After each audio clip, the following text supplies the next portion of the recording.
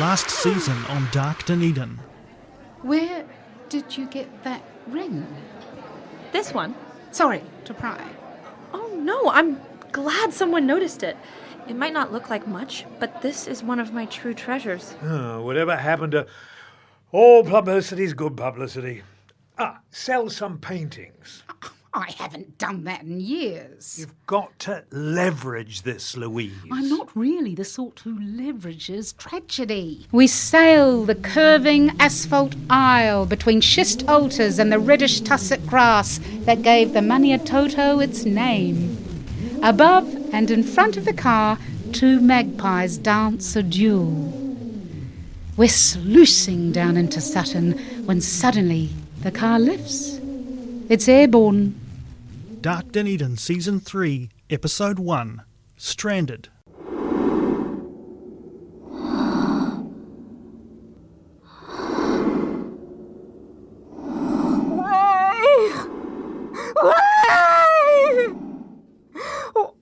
Why am I so happy?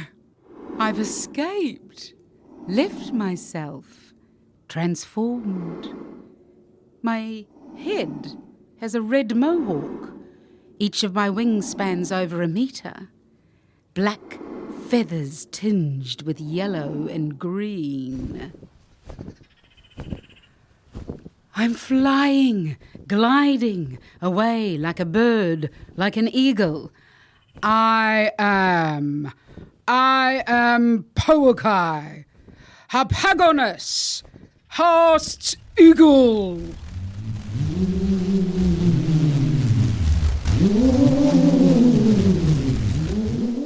I circle a valley of tussock grass and burnished rock. The valley veined with an emerald river, the river gemmed with the glistening bodies of splashing children while their parents doze on the pebbled bank. I calculate the distance between the children, their minders, and the speed of my sweep. I could pluck one as if a berry, take one of my talons. Which one? Hansel or Gretel? The cherry girl or the gooseberry boy? The pigtails or the goggles? Sugar or spice? Snip or snail? Which is nice? I drop, dive, down, down, down.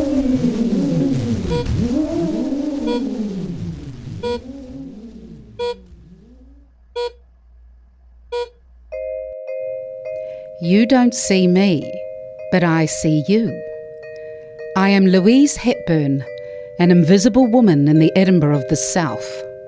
You shun the watchers until you need to break open our memory banks. This is a story about my Dunedin, Ortipoti, the place of the steep points at the bottom of the world. Someone else would tell the story differently, but this is my story. Hell breathes as heaven looks on.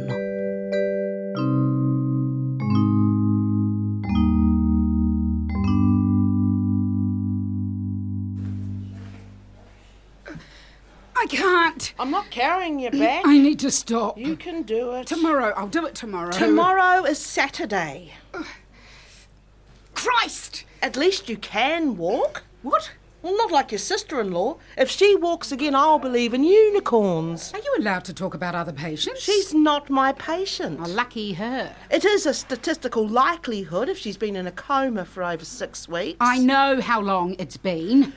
I'm thinking we should try you in the physio pool next week. I'm not getting in a pool with you. Yeah, I won't be getting into a car with you anytime soon. What did you say? I said I've got another patient to see soon. Then go. I can't. Go, now. You're my Go away! responsibility. Calm down. Get away from me or I'll make a scene. Oh, look. We've made it back to your room, Mrs. Hepburn. Well done. You have a nice weekend and I'll see you on Monday. Monday's Queen's birthday, so we'll get a break from each other. Be careful what you wish for, Louise.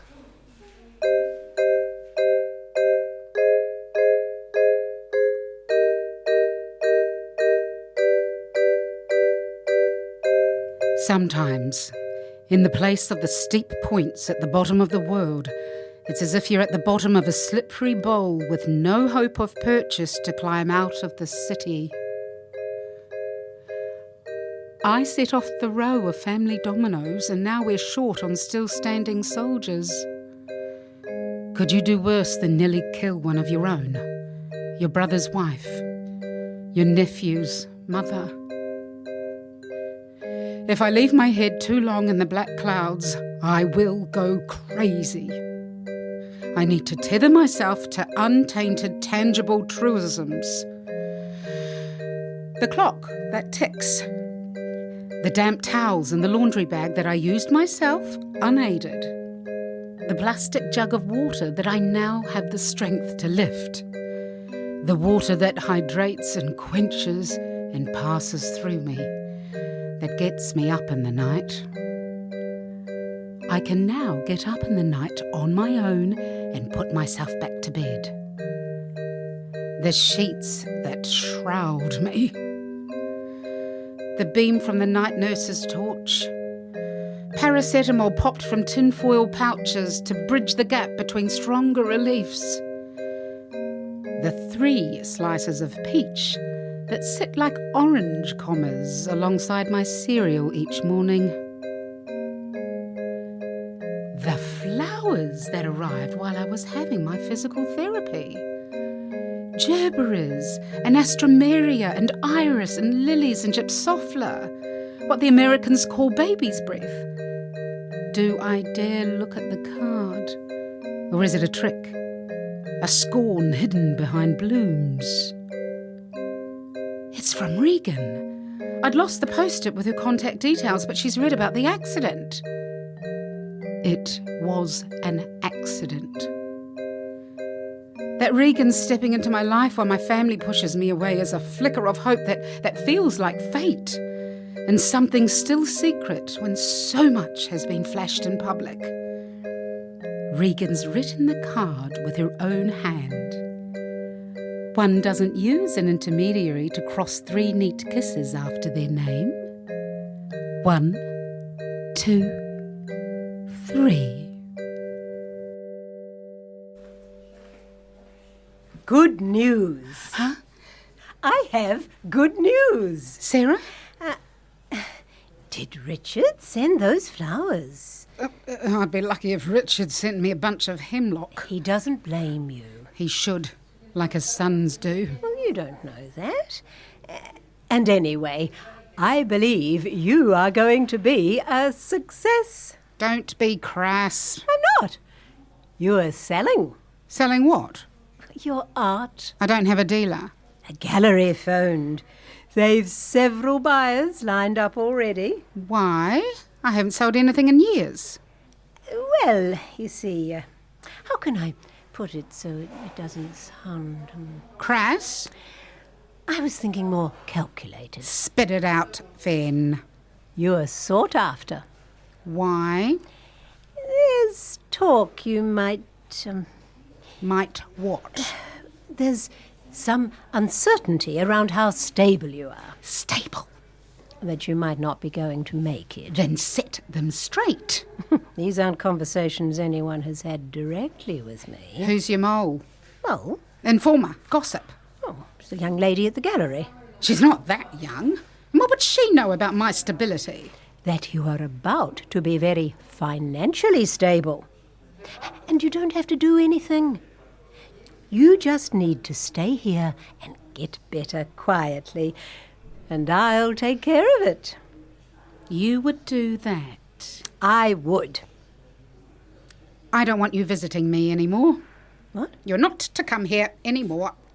Louise! And you keep your hands off my pictures. I don't care how stable it makes me. I don't want to be a part of this scam. Really? Really? How do you think people survive?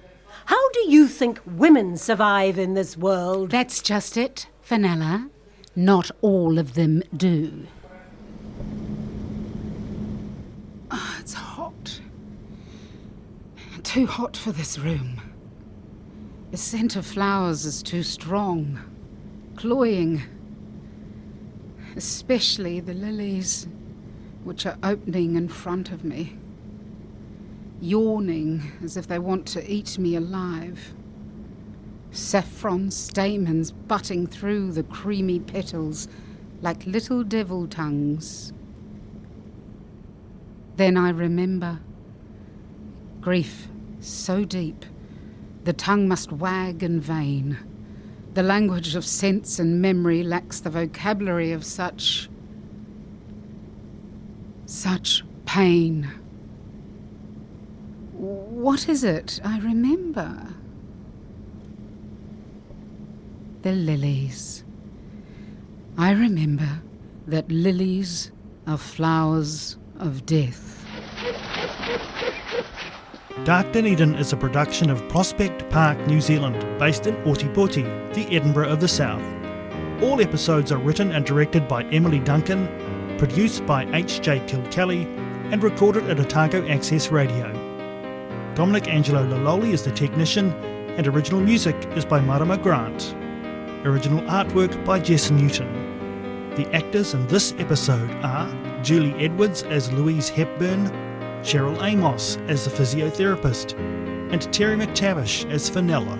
Dark Dunedin was produced with support from Creative New Zealand, Dunedin City Council, Archive Birds New Zealand, and Dunedin UNESCO City of Literature.